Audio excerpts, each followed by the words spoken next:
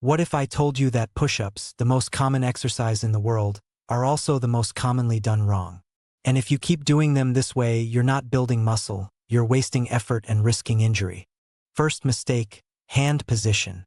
If your hands are too wide, you're stressing your shoulders. Too narrow, and you lose chest activation. Place your hands just outside shoulder width, fingers pointing slightly forward. Second mistake, elbow angle. Flaring your elbows straight out puts pressure on your shoulders. Instead, keep your elbows at about a 30 to 45-degree angle from your body. This protects your joints and activates your chest and triceps properly. Third mistake, core collapse. If your hips sag or your lower back arches, you're not doing a push-up, you're breaking form. Squeeze your glutes, tighten your core, and keep your body in a straight line from head to heels.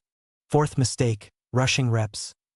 Fast, sloppy push-ups don't build strength.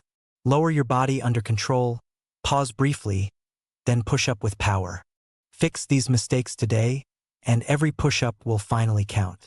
If this helped you, hit like, subscribe, and share this with someone who's doing push-ups wrong.